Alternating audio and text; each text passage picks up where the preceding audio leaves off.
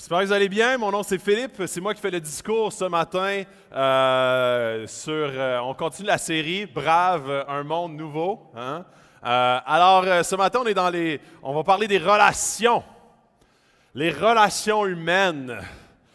Et c'est un sujet que je trouve très intéressant. Et la raison pour ça, c'est que qu'on le veuille ou non, on est tous interpellés par des relations. Des bonnes, des moins bonnes, des moyennes, des mauvaises, des relations de famille, des relations amicales, des relations de job, des relations de patron, des relations d'amis de toutes sortes, tendues, agréables, relaxes, profondes, légères, toutes sortes de relations qui parfois s'enveniment, parfois vont dans une direction qu'on ne veut pas, parfois animées par la rancune, par la colère, parfois par la joie, par la tristesse. Des fois, on vit des deuils à travers les relations. Et on dirait que c'est comme un sujet que je trouve très central dans notre société, dans toutes les sociétés, dans le fond. C'est réellement quelque chose qu'il faut absolument aborder. Et je vais l'aborder peut-être dans une espèce d'angle avec un passage que, je vous le dis, là, 99,9% de la salle le connaissent, ce passage-là. Un des 2-3 passages les plus connus de la Bible, que vous avez certainement entendu des dizaines de fois, pour la plupart. Et vous allez voir que qu'est-ce qu'on retrouve dans ce passage-là est totalement différent de ce qu'on pense retrouver à chaque fois qu'on l'a écouté, ou la plupart des fois qu'on l'a écouté. Et dans le fond, cette semaine, on va voir, braver un nouveau monde à travers des relations complètement renouvelées et transformées. Et vous allez voir que la première moitié du discours va être orientée vers, non pas les relations, vers quelque chose d'autre pour comprendre mieux le passage. Et par la suite, on va vraiment se pencher sur comment est-ce que ce passage-là, c'est vraiment un appel à des relations renouvelées. Alors, ceci dit, ceux qui ne reconnaissent pas la référence, vous allez entendre les premiers mots et vous allez faire « Ah! Si je parle les langues des hommes et même celles des anges, mais que je n'ai pas l'amour, je suis un cuivre qui résonne ou une cymbale qui retentit. » Et voilà, hein, je savais. « Si j'ai le don de prophétie, la compréhension de tous les mystères et toute la connaissance, si j'ai même toute la foi, jusqu'à transporter les montagnes. Mais que je n'ai pas l'amour, je ne suis rien.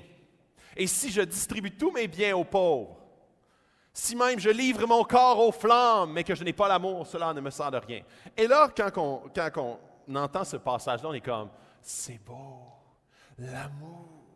J'ai entendu ça, là, ce passage-là, dans des mariages particulièrement. Et là, le couple est là, et ceux qui les marient vont lire ce passage-là, ou quelqu'un qui vient en avant pour lire ce passage-là, et le couple sont comme, ils se regardent yeux dans les yeux, puis ils ont des brillants, et la foule qui est comme, ah oui, l'amour, l'amour. C'est comme romantique, c'est comme romano-pittoresque.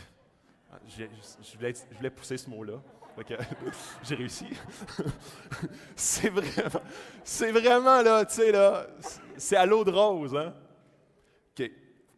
Ceci dit, je vais peut-être un petit peu péter votre bulle de ce... Puis j'ai juste lu les 3 premiers versets. Et c'est voulu. Ce matin, je vais aborder 3 points particulièrement dans ce passage-là. L'histoire derrière ce passage, et si on ne comprend pas l'histoire derrière le passage, on ne peut pas voir ce que le passage veut dire. Ensuite de ça, je vais lâcher une bombe. Boum! OK? Et ça va faire mal. C'est une bombe que ce passage-là nous révèle et que très souvent, on n'a pas compris. Moi, le premier. Et que cette semaine, en étudiant le passage, je me suis dit non, c'est pas vrai. Et c'est cette bombe-là que je vais lâcher. Donc, je vous garde le suspense. Et les 3 types de personnes à qui ce passage s'adresse. Et je suis à peu près certain que je vais parler à tout le monde de la salle à travers ces 3 types de personnes-là. Alors, on embarque, OK? Ce qu'il faut savoir, c'est que c'est une lettre écrite par Paul, OK? L'apôtre Paul, à l'église de Corinthe. OK? L'église de Corinthe, c'est une église dans la ville de Corinthe. OK? Alors, les gens de cette ville-là s'appellent les Corinthiens. Et cette église-là, Paul l'a implantée, et ça fait 5-6 ans à peu près, quand il envoie cette lettre-là. OK? Vous allez voir, ça va être important plus tard. Ce qui est important de savoir, et là, je suis vraiment dans l'histoire derrière le passage, OK? Parce que si on ne comprend pas l'histoire, je vous le dis, là, on va passer à côté de l'essentiel. Et là, je vais vous montrer, on va faire de la géographie un matin. Là, tout le monde fait « Yeah! » On va faire de la géographie parce qu'on n'a pas le choix, OK? Corinthe, là, c'est comme cette ville-là qui sépare le sud de la Grèce et le nord de la Grèce. C'est une ville qui, 146 avant Jésus-Christ, a été détruite complètement.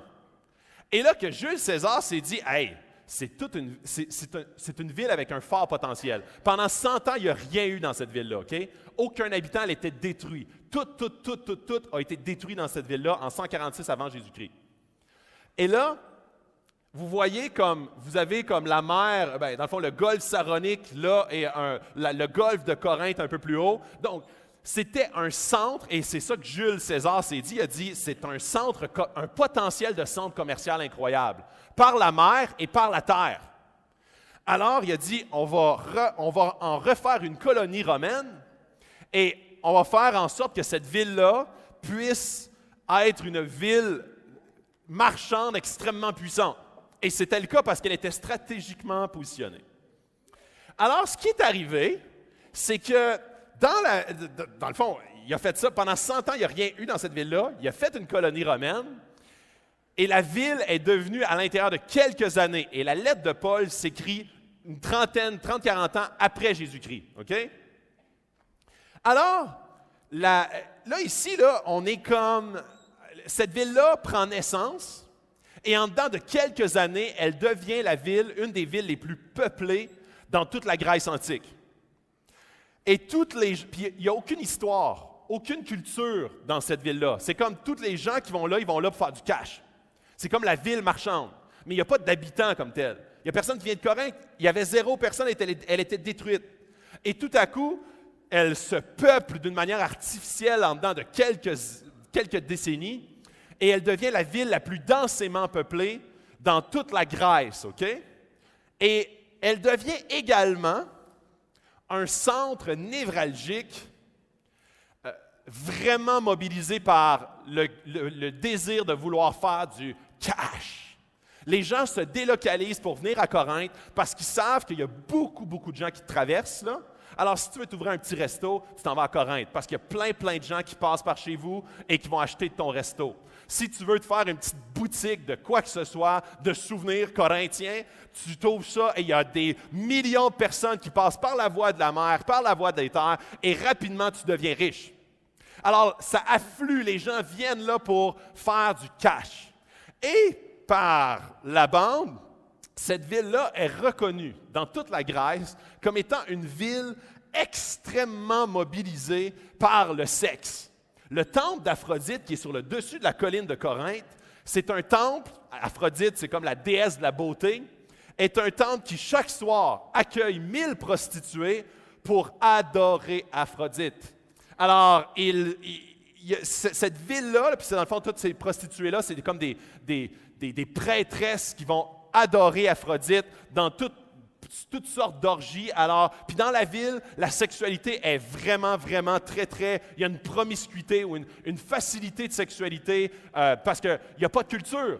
Il n'y a pas de morale d'installer. Il n'y a quasi pas de loi. C'est la loi de la jungle, du plus fort, du plus habile, du plus arnaqueur, lui avec les dents les plus longues, qui fait en sorte qu'à Corinthe, tu deviens puissant. Et il y a même...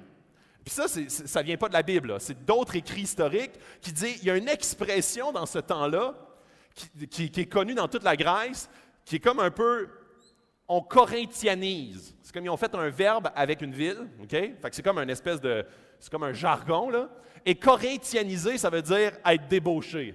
Comme aucune morale, tu corinthianises, toi, ça veut dire comme, tu vis une sorte de vie, là, comme basée sur aucune morale, OK? Alors ça, c'est le contexte de la ville de Corinthe. Et quand Paul, avant de l'implanter, quand Paul dans le fond, il était à Athènes, et Dieu se révèle à lui, et ça c'est dans Actes 18 et 19, Dieu se révèle à lui et il dit, tu vas aller implanter dans la ville de Corinthe. Et là, Paul est comme, OK, une chance que c'est clair. Et il passe 1 an et demi dans cette ville-là pour implanter cette église-là. Okay?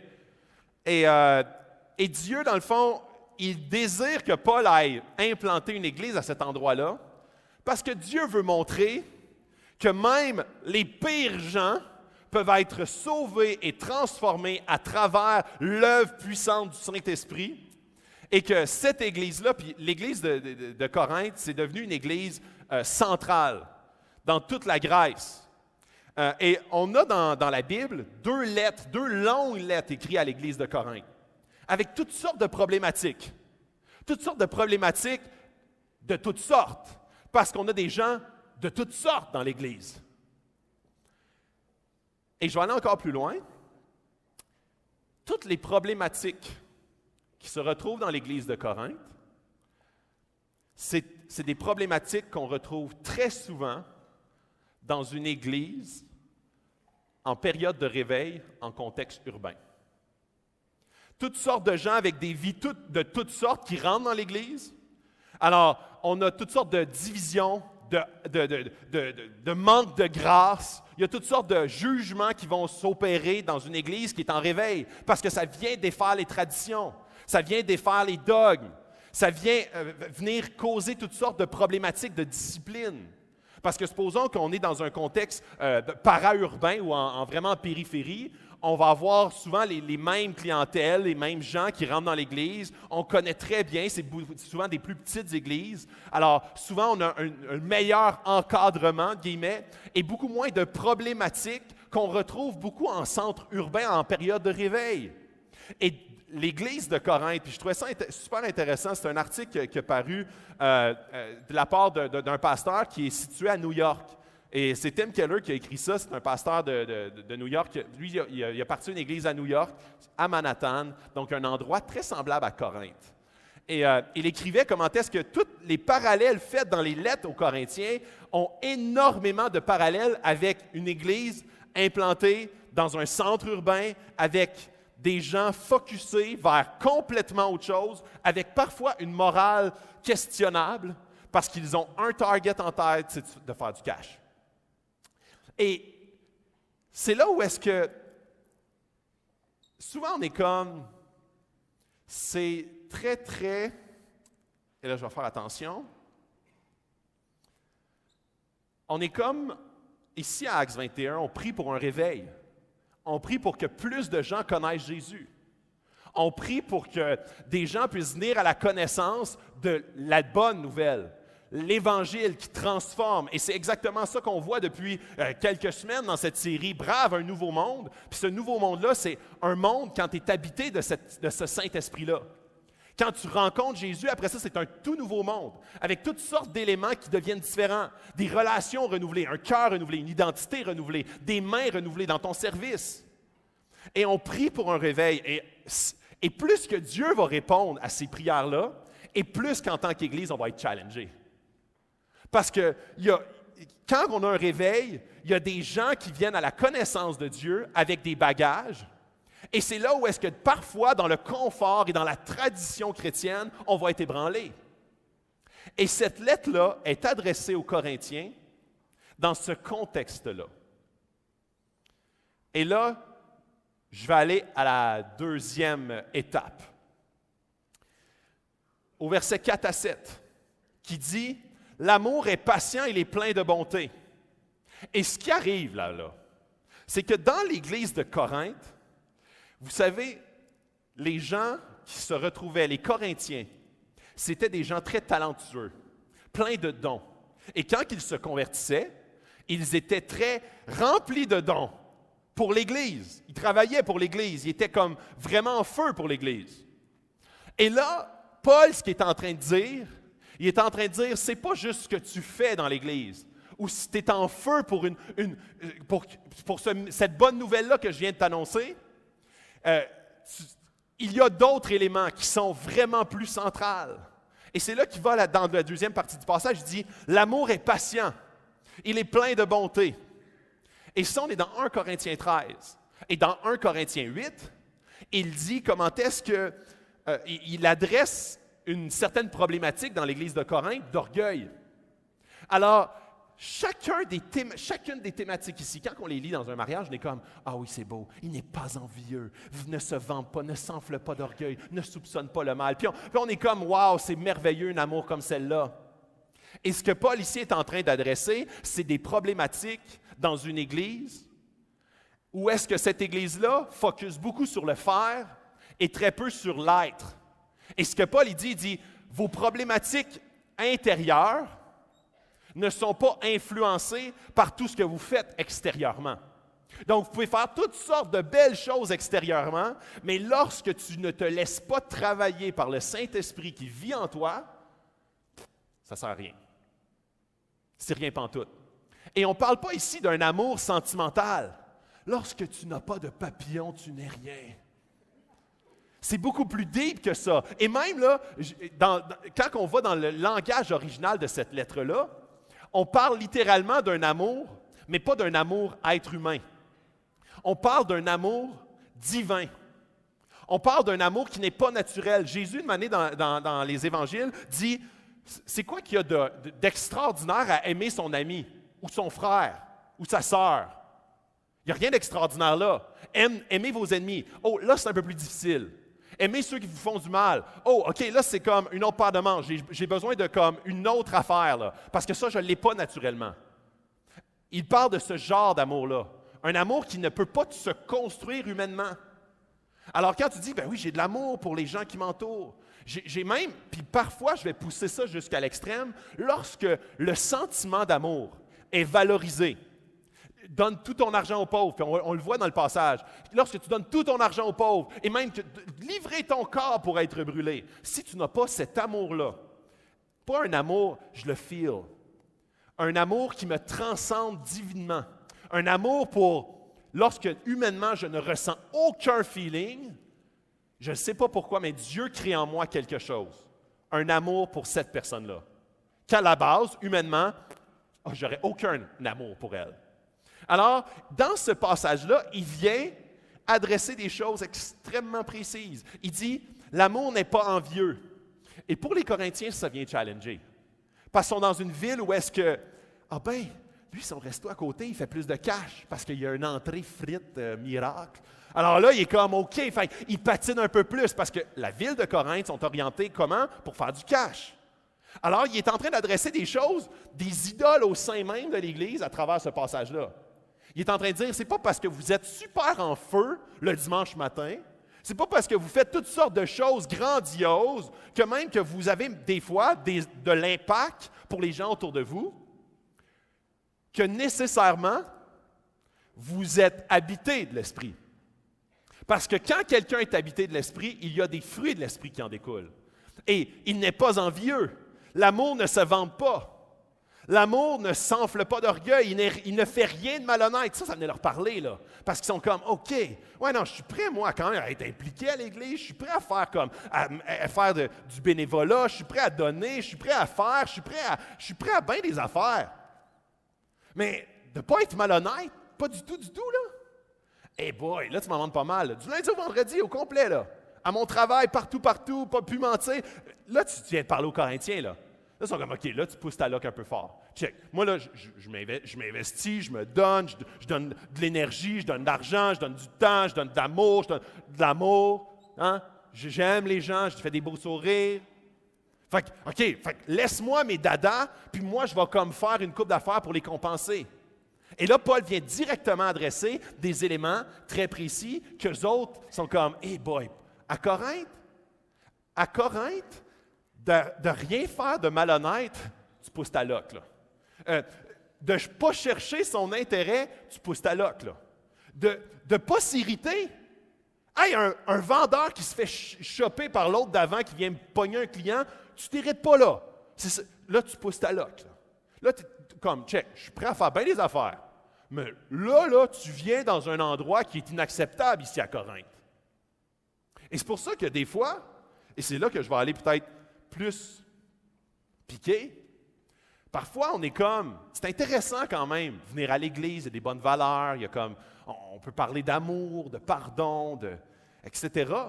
Mais laisse-moi par contre, puis ça je trouve ça intéressant, de me faire fider, d'avoir comme certaines approches par rapport à ces valeurs-là, puis de me laisser imprégner par ces valeurs-là, puis ça m'aide à mieux avoir des meilleurs comportements par-ci, par-là, que je valorise, puis même que je puisse les déverser dans mes enfants. Mais wow là! Tu ne viendras pas jouer dans mes plates-bandes, mes vraies plates-bandes, là. Tu sais, comme ceux, là, que ça c'est à moi, c'est mon jardin. C'est moi qui décide quelle terre que je mets, puis quel fumier je mets aussi. C'est moi qui décide qu'est-ce que je plante dans mon jardin. C'est mon jardin. Fait que je trouve ça bien comme les valeurs de l'Église, mais check, ma business, c'est ma business. Mon travail, c'est mon travail. Ma famille, c'est ma famille. Mes relations, c'est mes relations. Puis cette personne-là me fait assez de mal que j'ai le droit d'avoir de la rancune envers cette personne-là. Puis, check, tu connais pas mon passé. Tu connais pas ce que j'ai vécu. Fait que c'est correct que tu peux parler de ça pour d'autres personnes, mais non, tu ne viendras pas jouer dans mon jardin. Ça, je le plante, puis je plante ce que je veux, puis ça pousse comme je veux. Et ça, je ne suis pas prêt à aller là. Et ce que Paul est en train de faire, c'est exactement ça avec ce passage-là. Qui fait comme plus mal que juste un passage à l'eau de rose. Où est-ce qu'il cherchait des rimes entre les mots? Comme ça va, ça flotte, là, comme un écrivain qui fait un poème. Pas du tout. Il sait exactement à quoi ressemble l'Église. Pendant 1 an et demi, il a été dans cette Église-là. Il l'a implantée. Et là, dans le fond, 4 ans plus tard, il écrit cette lettre-là en disant « Voici comment est-ce que vous déviez. » Pourquoi vous déviez? Je ne vous le dis pas tout de suite. Il ne soupçonne pas le mal, il ne se réjouit pas de l'injustice, mais il se réjouit de la vérité. Il pardonne tout, il croit tout, il espère tout, il supporte tout. L'amour ne meurt jamais. Alors là, il est en train littéralement de décrire des éléments que les Corinthiens ne peuvent pas, humainement, supporter. Ils sont comme, OK, là, tu t'as dit assez de choses que je ne vis pas du tout pour dire, je n'ai pas l'amour. Et là, il lâche la bombe. Bouh! Cette bombe-là, et je suis à peu près certain qu'il y a plusieurs d'entre vous, puis même, on a fait une série sur les dons spirituels à la fin de l'été. Puis moi-même, j'ai dit, pas dans cette série-là, mais je l'ai enseigné ailleurs, puis j'ai dit dans cette série-là que exactement le contraire de ce que je vais vous dire. Alors, pour vous dire comment est-ce que je n'étais pas conscient de cet élément-là. Et puis pour dire que Dieu nous enseigne continuellement, et je ne suis pas la vérité infuse. La parole de Dieu est la vérité infuse. Et je souhaite et je prie qu'elle m'imprègne. Et je souhaite et je prie qu'elle vous imprègne. Alors la bombe que là, Paul est en train de lâcher, il est en train de lâcher « Je ne suis rien ». Si je distribue tous mes biens, mais que je n'ai pas l'amour, si je n'ai pas l'amour, cela ne me sert à rien. Je ne suis rien. Tu peux faire beaucoup de choses. Tu peux même prophétiser. Tu peux même avoir le don de miracle. Tu peux même avoir toutes sortes de dons spirituels. Et pas juste être immature spirituellement, mais ne pas du tout être chrétien. Tu es en train de nous dire, toi là en avant, là, avec ton micro là, qui sonne fort, là. Tu es en train de nous dire que quelqu'un peut, par la puissance de Jésus, et non pas par la puissance de Satan, là. Tu es en train de me dire, et là je vais le justifier, vous allez voir, là, la bombe, je vais l'expliquer, là. Tu es en train de me dire, toi là, que quelqu'un peut prier, peut avoir des dons extraordinaires, peut avoir le don de connaissance, tous les dons qu'on a vus, là, les dons qui se retrouvent dans la lettre de Corinthiens particulièrement, quelques passages, quelques chapitres plus tôt. Tu es en train de nous dire, toi là, que tu peux avoir de ces dons spirituels-là, qui sont clairement un don spirituel, fait par la puissance de Dieu et de Jésus, sans être chrétien et habité du Saint-Esprit.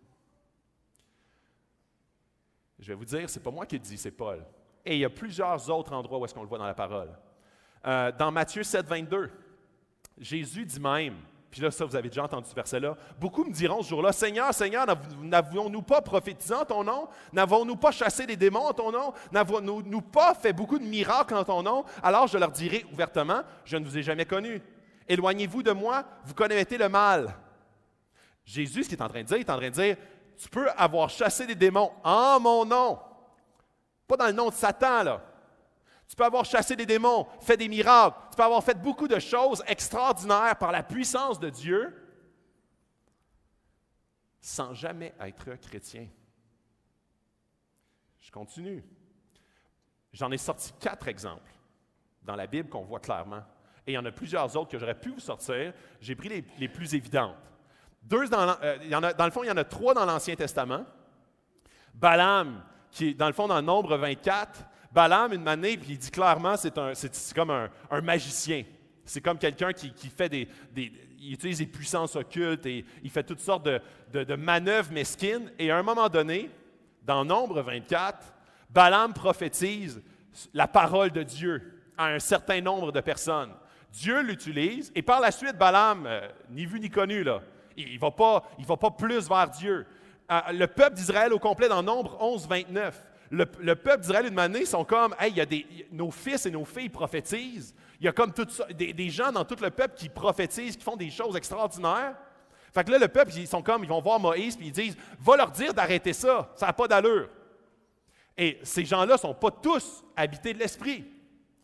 Dans Samuel 1 et 2, et il prophétise à un autre moment donné, il prophétise des paroles de Dieu jusqu'à un moment donné où est-ce que l'Esprit se retire, l'Esprit ne travaille plus avec Saül, et finalement Judas dans Matthieu, et je vous les passe en rafale, et je vais vous montrer quelques versets après, Judas dans Matthieu, et je vais vous le montrer, le verset particulièrement de celui-là, dans Matthieu 10, 1 à 4, « Puis Jésus appela ses 12 disciples et leur donna le pouvoir de chasser les esprits impurs et de guérir toute maladie et toute infirmité. Voici les noms des 12 apôtres. Bla, bla, bla, bla, bla, Judas Iscariote, celui qui a trahi Jésus. » Fait que Judas, c'était pas comme tout le monde, les 11 s'essayaient, puis Judas, lui, s'essayait, puis oh, ça marche pas, lui. Ça marchait à les 12. Et Judas, pourtant, n'était pas habité du Saint-Esprit. Alors, Jonathan Edwards, un théologien, c'est vraiment un théologien extrêmement reconnu. Il y a un texte fantastique que je vous invite à lire si vous savez lire l'anglais, sur 1 Corinthiens 13. Et il explique vraiment sa thèse par rapport à ça, par rapport à ce que je viens de vous mentionner, la bombe que je viens de lâcher. Et il dit ceci dans son texte, il dit « Les dons spirituels ne changent pas une personne dans sa nature profonde. Une capacité donnée ne nécessite pas un changement de cœur que le Saint-Esprit fait avec l'amour ou la sanctification. Les dons sont comme des bijoux précieux que le corps peut porter, mais ne pas entrer dans la composition du corps. Mais la grâce de Dieu et les fruits qui en découlent transforment l'âme dans un précieux joyau. Quand l'Esprit de Dieu vit en toi, l'Esprit de Dieu, à travers la grâce de Jésus-Christ, et plus que tu réalises cette grâce-là qui t'a été, que tu as pu être gracié, que tu as pu profiter, plus que tu vis de la promesse de l'Évangile. Et quand je dis l'Évangile, je ne parle pas des évangiles, je parle de la bonne nouvelle, celle qu'on parle depuis plusieurs semaines. Quand tu reconnais de plus en plus, et aujourd'hui, on est appelé à demain reconnaître davantage quelle grâce on a pu profiter par Jésus. Et plus que cette grâce-là devient vivante dans ta vie, dans ton cœur profondément, et plus que ton corps entier, ton cœur entier est transformé de jour en jour dans sa composition fondamentale. Versus un don que tu peux exercer, que tu peux faire, tu peux avoir un ministère extrêmement florissant. Tu peux même intervenir dans la vie de d'autres et que la vie des autres est transformée par ton action sans nécessairement être chrétien. Et c'est exactement ce que Paul est en train de dire. Paul est en train de dire aux Corinthiens, qui sont très talentueux à la base, et qui rentrent dans l'Église, puis ils disent « Wow, c'est intéressant! On dirait qu'il y a un amour ici, il y a une famille, il y a des belles valeurs que je trouve intéressantes et qui m'attirent à être ici. Et hey, je veux m'impliquer. Puis même à un moment donné, je veux donner. Je veux servir. Je veux faire plus, je trouve ça bon, je trouve ça le fun d'être en contact avec ces gens-là. Vous savez, dans les évangiles, Jésus dit, vous allez être reconnus par l'amour que vous avez les uns envers les autres. Ça va être comme beau quand les gens vont voir ça. Et c'est exactement le principe. Les gens rentrent dans l'Église, constatent qu'il y a quelque chose qui se passe ici, et sont comme, moi aussi, je veux faire partie de ça. Et dans ce que je viens de dire, je veux faire. Et ils commencent à faire. Ils disent, ah, wow, hey, moi tout, je veux te donner. C'est pas tout le monde qui va dire ça, là, mais moi tout, je veux te donner mon corps pour être brûlé. OK, ça va être rare, là, mais un peu. Mais, moi tout, je veux donner aux pauvres. Hey, moi tout, je veux m'impliquer. Moi tout, je veux faire. Moi tout, je veux chanter en avant. Moi tout, je veux parler en avant. Moi tout, je veux être leader d'un groupe. Moi tout, je veux faire. Je veux être à l'accueil au café. Je veux faire. Je veux faire partie de ça. Et ce que Paul est en train de dire, il est en train de dire, tu peux faire beaucoup, sans être habité de l'Esprit, qui lui produit quelque chose que tu ne peux pas faire seul. Tu ne peux pas le faire tout seul. C'est pas comme un amour que tu dis, je vais les aimer eux. Parce que je trouve que le concept d'aimer, il est intéressant. Ça, c'est exactement la même chose que ce que Jésus a dit. C'est quoi qui est incroyable dans le fait d'aimer ceux qui sont aimables? Aime ton ennemi, ça c'est comme une coche que tu ne peux pas aller. Et là, je vais pousser encore plus loin. Je ne veux pas froisser. Je ne veux pas être insensible. Mais je vais aller dans un endroit où est-ce que, OK, là je commence à comprendre quand tu dis impossible. Tu es un homme ou une femme et tu as été abusé sexuellement par quelqu'un. Et cette rancune-là que tu conserves pour cette personne-là t'aide à dire, OK, jamais je n'en donnerai plus jamais. Et ça devient quelque chose, cette rancune-là que tu façonnes, puis tu dis, ça, c'est à moi. Ça, c'est mon jardin à moi. Que je conserve pour ma survie, parce que j'ai été abusé. Et même si tu t'auto-flagelles en disant « Je dois avoir d'amour, je dois pardonner, je dois avoir de l'amour, je dois pardonner », tu peux faire ça bien longtemps, jamais tu expérimenteras la victoire là-dedans. Comment est-ce que vous pensez qu'une personne comme ça peut dire « Je le pardonne entièrement et Dieu me donne un amour pour cette personne-là » ? C'est pas humain. C'est pas quelque chose que tu peux créer. C'est pas quelque chose que tu peux répéter dans ta tête, puis qu'une année, là, ça commence à rentrer. Je pense que ça devient actif. Je pense que ça rentre. Tu peux t'auto-flageller pour que tu aies l'impression mais profondément, non. Et ça te garde captif de la rancune et du non-pardon envers cette personne-là. Et cet abus que cette personne-là a fait dans ta vie antérieurement, cet même abus-là continue à avoir des répercussions dans ta vie actuelle. Tu as de la difficulté à faire confiance à cause de cette blessure-là que tu traînes. Et cette rancune-là, tu la conserves. Et tu dis, ça, c'est mon jardin. Jamais je vais le laisser aller.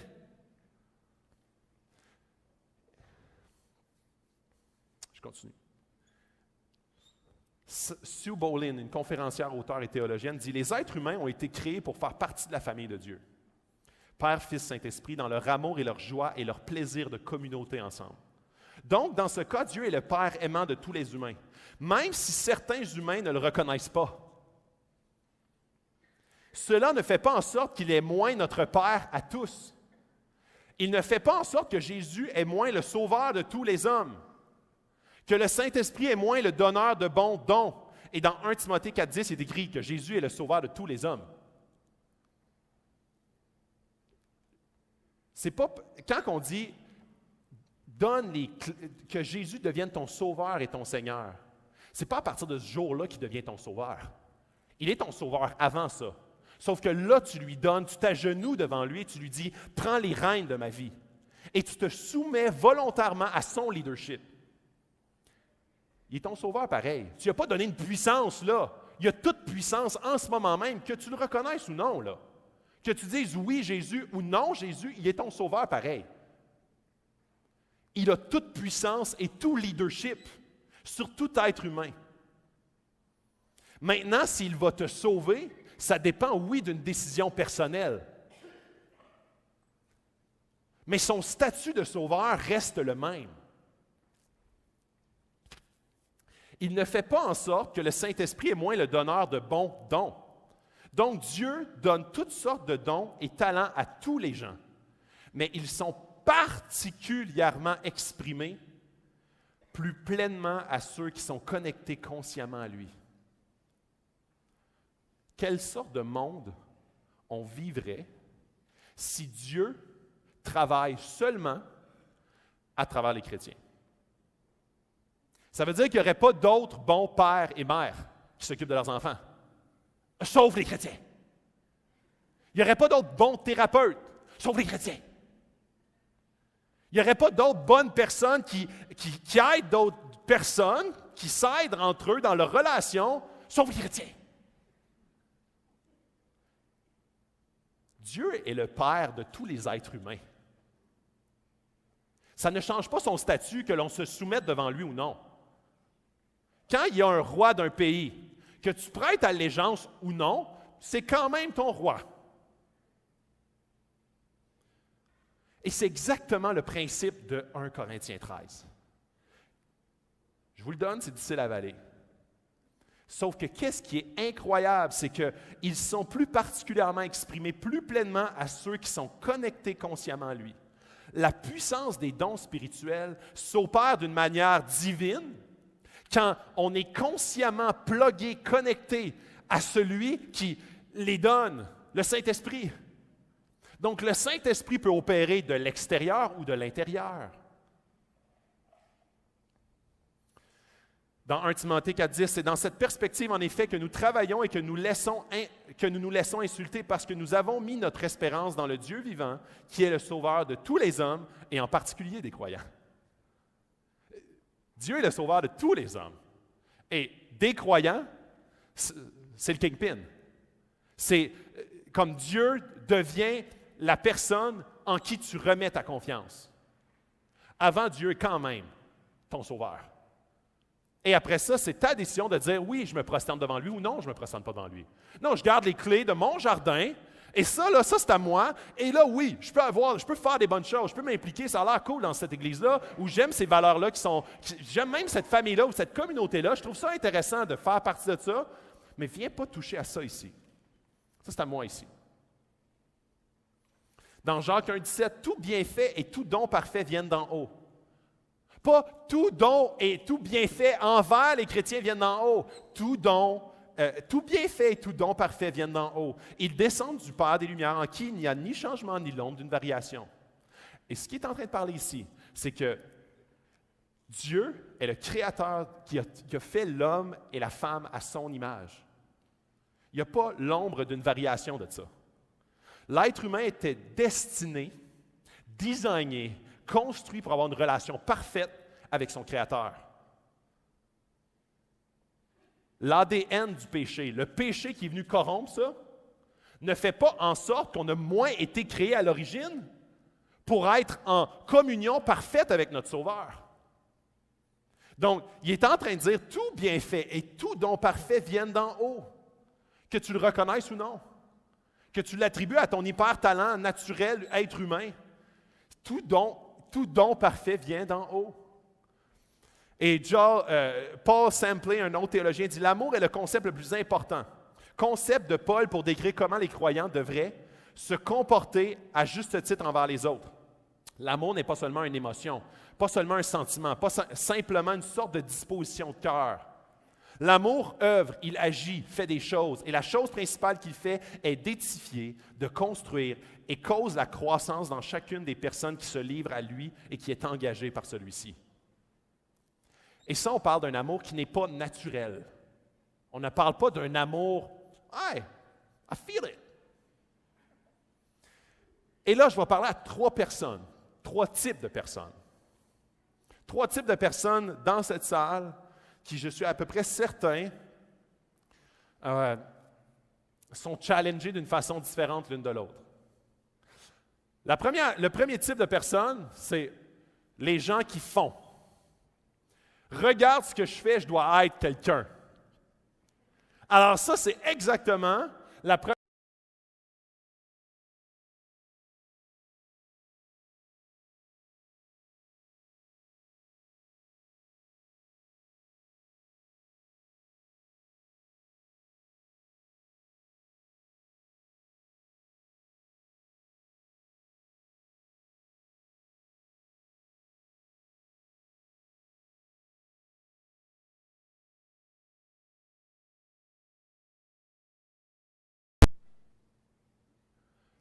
tu peux faire la louange ici, au micro, d'une manière comme assidue, même passionnée, sans être habité de l'Esprit. Les gens sont édifiés au maximum. Je pourrais parler ici. Et la vie des gens pourrait être transformée. Et là, je dis, hey, si mon ministère est florissant, si les gens, ça a de l'impact sur les gens, ça doit être parce que je suis proche de Dieu. Pas nécessairement. Si tu as des dons incroyables et qui se répercutent même dans les gens autour de toi, dans toutes sortes de sphères dans l'Église et même à l'extérieur de l'Église, tu t'investis avec les gens démunis de la rue, tu t'investis dans des OSBL de toutes sortes, des organismes sans but lucratif, à la soupe populaire, puis tu dis 4 jours sur 5, je suis là, assidu, j'aime ces gens-là, je leur donne. Tu n'es pas, à cause de cela, nécessairement habité de l'Esprit. Et c'est là que, tant et aussi longtemps qu'on se définit par ce que l'on fait pour dire qui nous sommes, on est en train de tomber dans le piège des Corinthiens. Et il y a plein d'opportunités pour faire.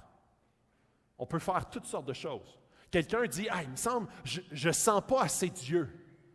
Je vais commencer à faire plus. Ça va me stabiliser dans ma crainte de mon identité envers Christ. Ça va comme me donner le sentiment qu'enfin je suis quelqu'un dans sa famille. En m'impliquant davantage, en faisant plus, en passant à l'action dans toutes sortes de sphères.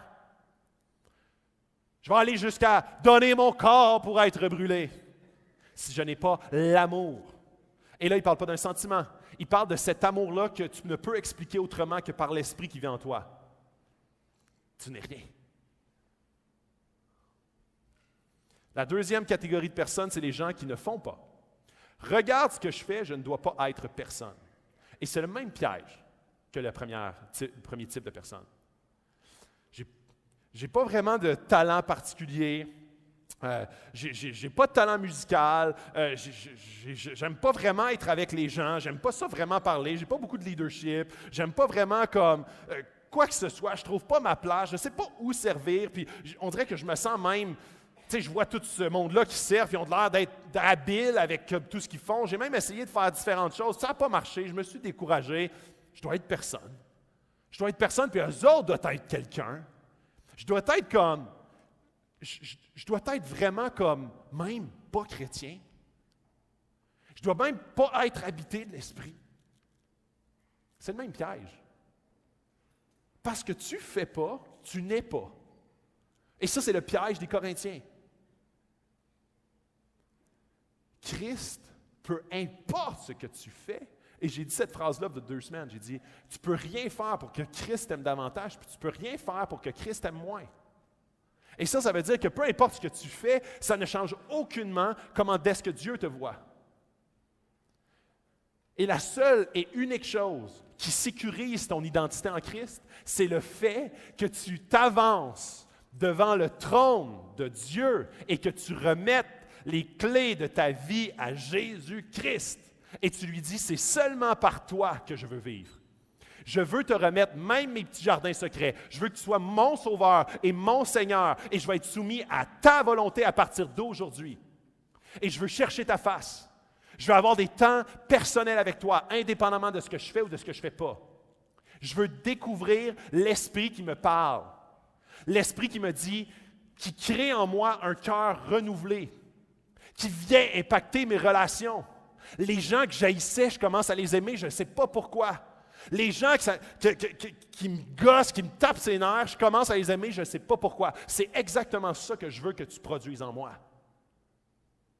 Pas parce que je suis une bonne personne et je commence à avoir tellement des messages qui me rentrent dedans sur aime, puis une année, ça finit par rentrer et dire OK, bon, je vais commencer à aimer. Vas-y, flagelle, puis une année, je commence à aimer. Non, c'est que l'Esprit m'habite et l'Esprit me pointe mes petits jardins secrets, les mets à mort, pour que je puisse être plus connecté avec mon Dieu, avec son cœur, avec ses yeux, avec ses mains, avec sa façon de voir les gens, sa façon d'aimer les gens inconditionnellement. Inconditionnement, là, ça veut dire même d'aimer ceux qui abusent.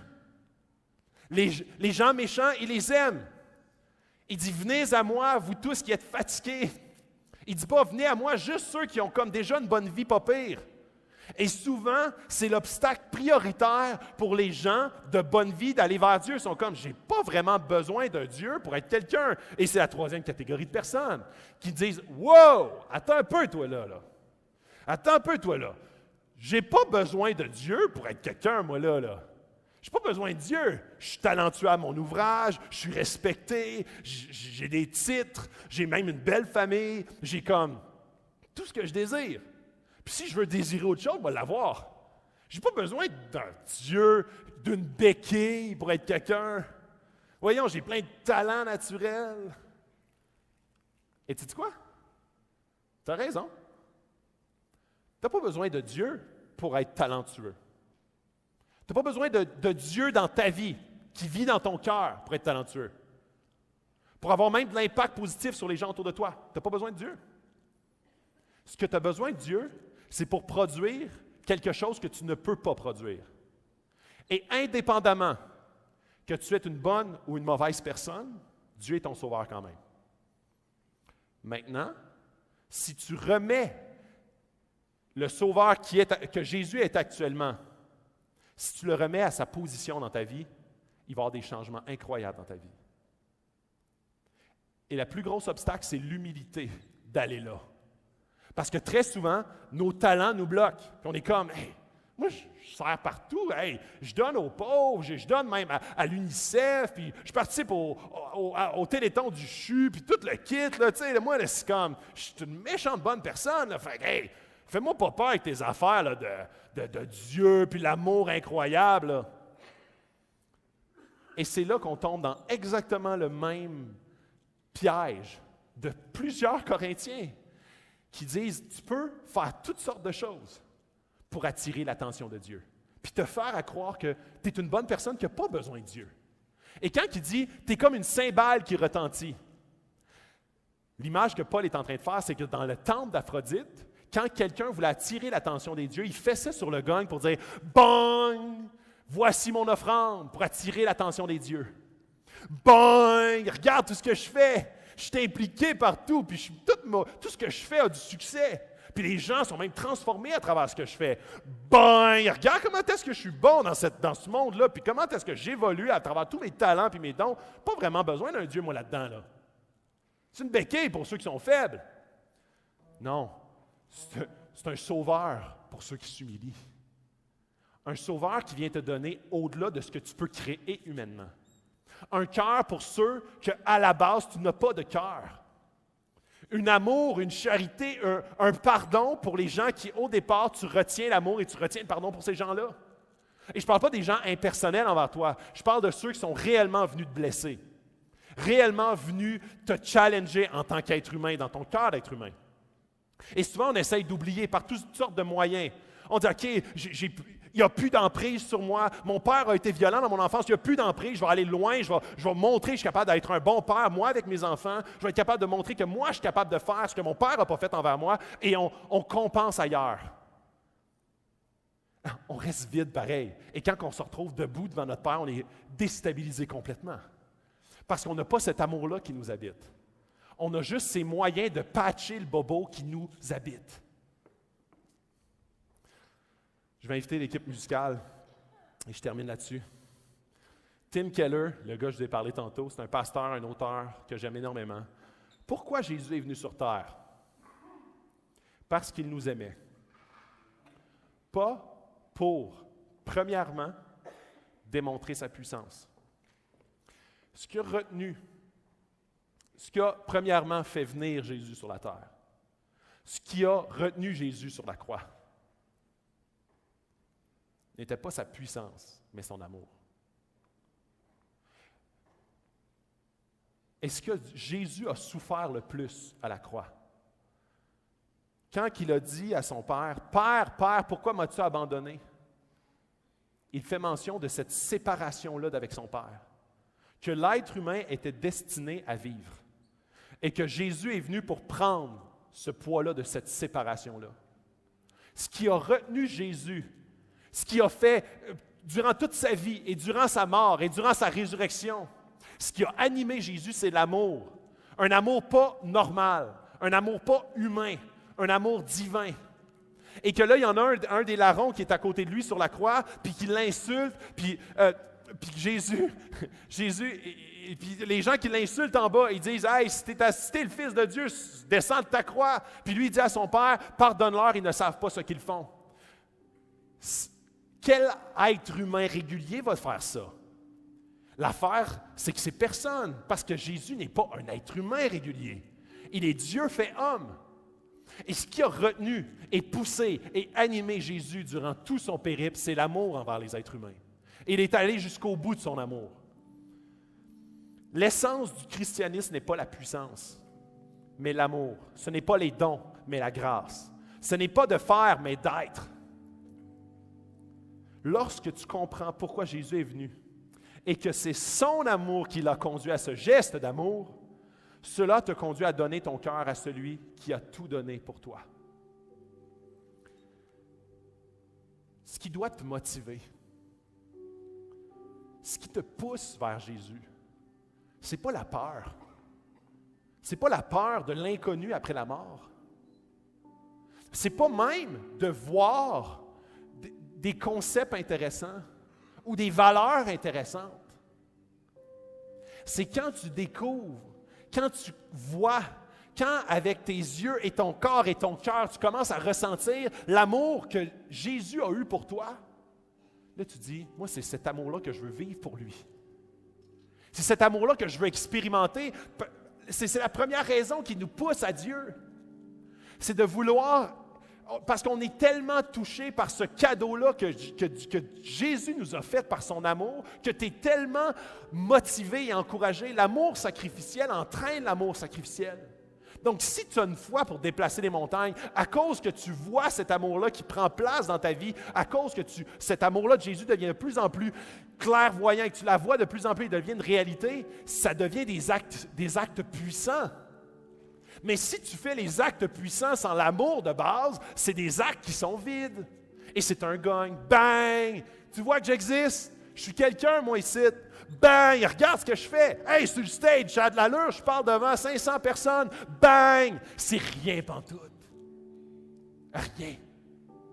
Si je n'ai pas l'amour, ça ne me sert à rien. C'est un gagne qui résonne. Pow!